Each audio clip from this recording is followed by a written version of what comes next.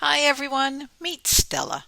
She's a 14-year-old mixed breed 22-kilo dog. She looks like she's got a bit of small shepherd and collie mixed in there. And she is going to be our model for today's gait analysis discussion. Before we have a close look at Stella's gait, let's look at a dog that's much younger and does not have any orthopedic issues. Let's have a look at the gait at a walk.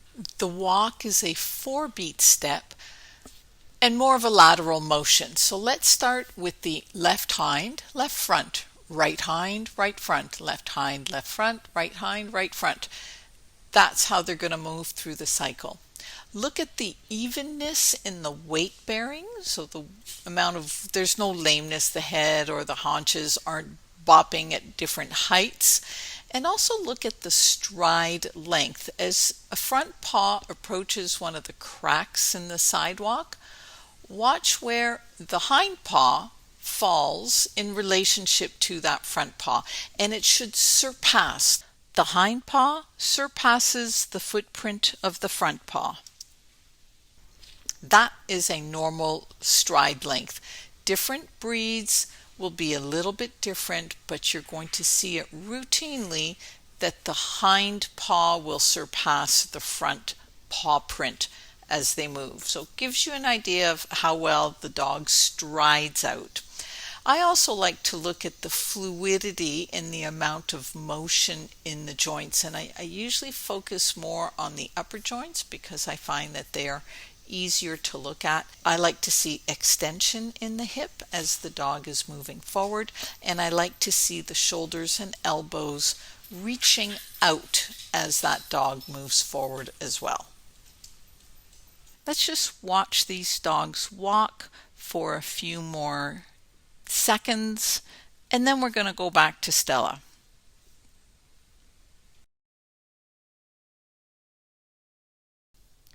And back to Stella. Let's apply the same principles here. She appears to be weight bearing pretty evenly on the front limbs, maybe coming down a little harder on the left hind limb than the right hind limb. That could be argued.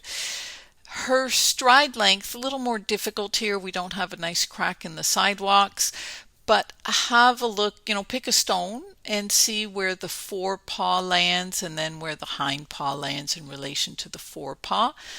She is definitely a little bit short-strided and it's not always consistent. Let's have a look at the fluidity of her joints. She definitely doesn't reach out with the forelimbs. Her shoulders really don't come forward. She doesn't move the shoulders forward.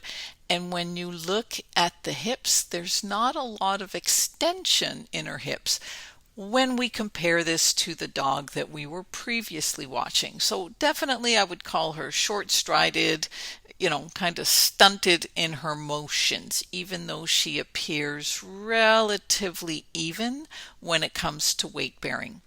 It is difficult to look at a dog that is really lame in all 4 limbs because their weight bearing tends to be more even. So you do have to look at other criteria, and I find the stride length is a really good one. As we approach closer to home, she's going to start trotting, and you can appreciate how uneven her weight bearing tends to be in those back legs. So she's had bilateral TPLOs and she has bilateral shoulder instabilities. But she's 14. She's doing awesome. Short, more frequent walks are much better for this girl. And yes, she's on gabapentin and she gets Medicam several times per week. Thank you for coming on this walk with Stella and myself.